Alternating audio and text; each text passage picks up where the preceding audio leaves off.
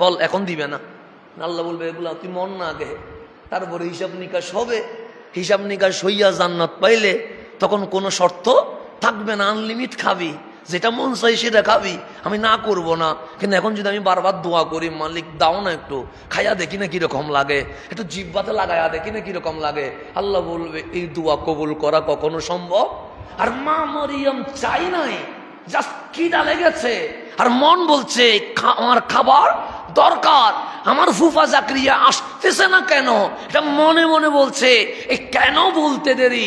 আমার মালিক বলে মরিয়ম জাকরিয়ার দরকার নাই, আমি আল্লাহ তোমার খাবার জান্নাত থেকে আনার জন্য একজন ফেরেশতা নিয়োগ করে দিয়েছি, তোমার খাবারের টেনশন করার দরকার নাই। এটা আমার জন্য হবে, আপনার জন্য হবে কেন? যিনি আল্লাহর বন্ধুতে রূপান্তরিত হয়ে যায় তার জন্য আর অসম্ভব কিছু থাকে না।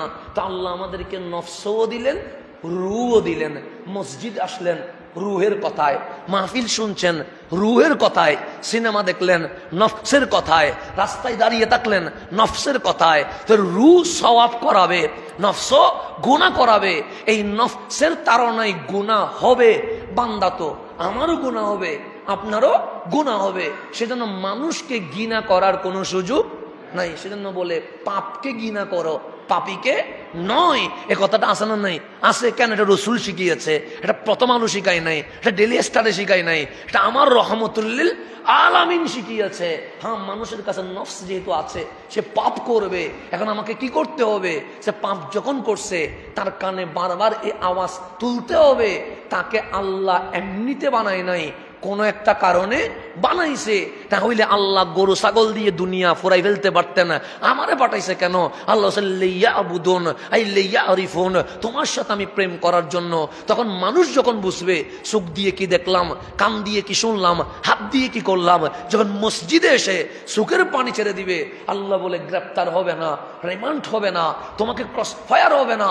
প্রত্যেকটা চোখের পানির ফুটার কারণে জাহান্নামের আগুন নিভে যাবে, জান্নাত ওয়াজিব হয়ে যাবে, তুমি বান্দা থেকে ওলির কাতারে চলে যাবে। তা আল্লাহ বলতেছেন ইন্নাল ইনসানা লিরাব্বিহি লাকানুত। কিন্তু আমার কষ্ট হচ্ছে এই অবুঝ প্রাণী গোরা, তার কাছে নফস আছে কিন্তু রূহ, কিন্তু আমার নবী বসার কারণে তার নফস পর্যন্ত কিসে চলে আসছে? কন্ট্রোলে চলে আসছে। আমার নবীর সাহাবী গোরাতে বসার কারণে ওই গোরা পর্যন্ত বুঝে গেছে এই দিন কায়েমের জন্য যদি জান দিতে হয় আমাকে অবশ্যই কি দিতে হবে? জান দিতে হবে।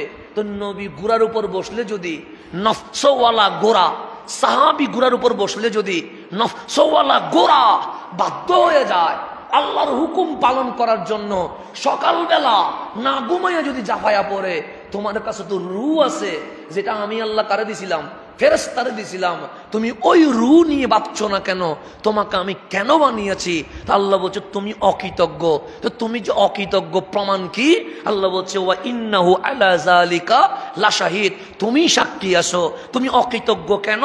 সো ওয়া ইন্নাহু লিহুব্বিল খাইরি লাশাদীদ, তুমি দুনিয়ার সম্পদের মোহে এমন মোহিত হয়ে গেছো, এমন গোলাম হয়ে গেছো, দুনিয়ার প্রেমে এমন প্রেমিক হয়ে গেছো, তোমার যে আল্লাহ আছে, তোমাকে যে মরতে হবে, তুমি যে কবরে হাসরে নসরে হিসাব দিতে হবে, এটা তুমি নিজেই ভুলে গেছো।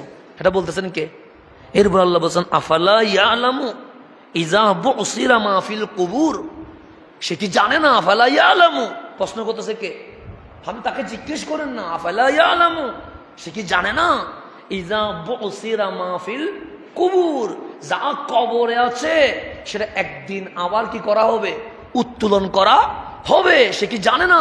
তারপর আল্লাহ বলছেন ওয়া হুসিলা মা ফিস সুদূর, আপনি এখন আমার উপরে দেখতেছেন, ভিতরে দেখতেছেন না, সেজন্য আমার উপরের টুটের কথা শুনে বলতেছেন মানুষ তো ভালো মনে হয়।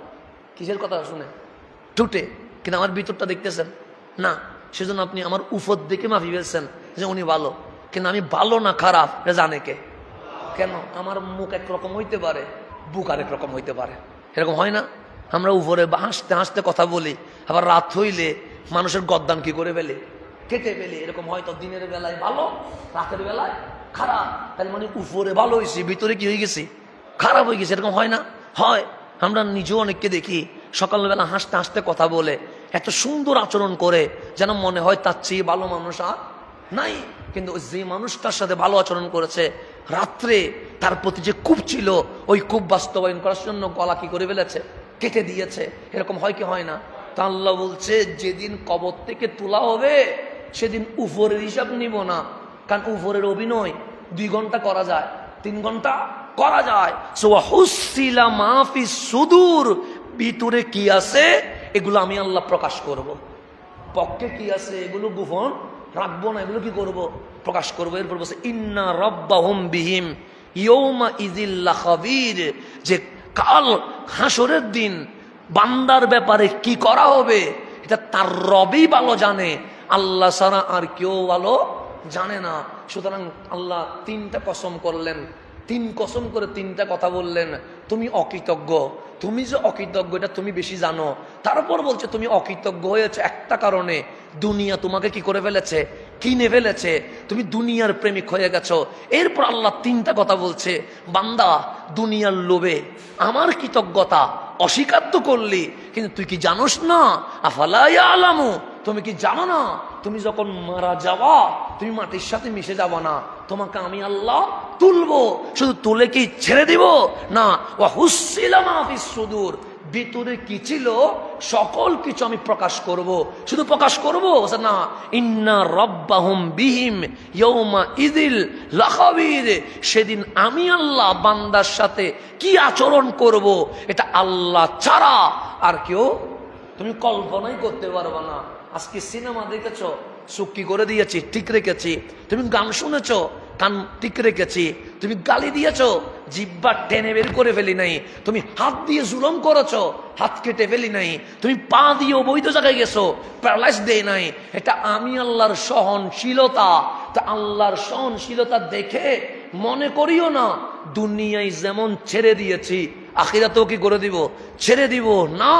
আমি আমার যেমন রহমান হইতে পারি তেমন আবার কাহারও হইতে পারি, যেমন দয়া করতে পারি তেমন আবার 100 গুণ বেশি শাস্তিও দিতে পারি। তা আমার সহনশীলতা তোমাদেরকে যেন পথভ্রষ্ট করে না দেয়, আমার দয়া তোমাদেরকে যেন এটা না বুঝায় দুনিয়ায় যেমন আমাকে ছেড়ে দিয়েছে হাসরেও তেমন ছেড়ে দিবে।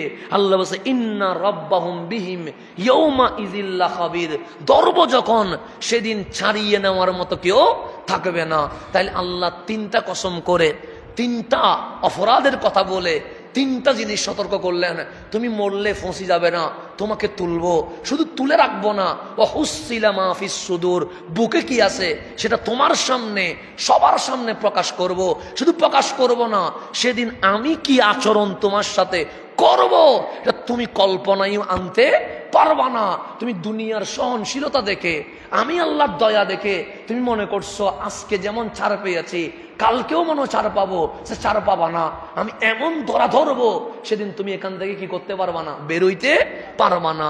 এই 3টা কসম করে 3টা বার্তা দিয়ে 3টা জিনিস মনে করায়া আমার মালিক আমাদেরকে জানাচ্ছে এখনই সময় আছে আমাদেরকে আল্লাহর দরবারে কি আসতে হবে, ফেরত আসতে হবে। এখন কিভাবে ফেরত আসবো, আমি আজকের আলোচনায় মূলত এটাই ছিল, কিভাবে ফেরত আসবো। কিন্তু এটা বলতে গিয়ে আমার সময় কি হয়ে গেছে, শেষ হয়ে গেছে। আগামী জুমায় ইনশাআল্লাহ আমরা কিভাবে আল্লাহর দরবারে ফেরত আসতে পারি এ বিষয়ে কি হবে, আলোচনা হবে ইনশাআল্লাহ।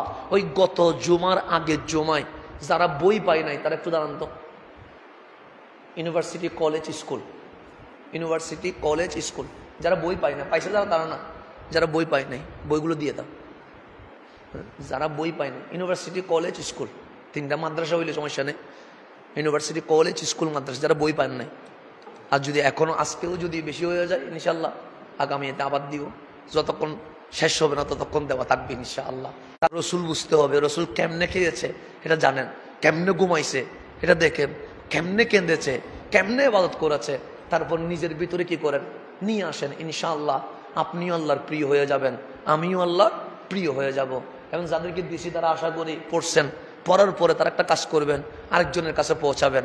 এভাবে করে আমাদের যুব সমাজকে চেঞ্জ করতে গেলে আমার নবীর সুরত সিরাত সুন্নত ছাড়া কখনো সম্ভব নয়। সুতরাং আপনাকে মানতেই হবে রহমতুল্লিল আলামিন, এছাড়া সম্ভব হবে না। আল্লাহ যেন আমাদেরকে বুঝার তৌফিক নসিব করেন। আমাদের মসজিদের মিনা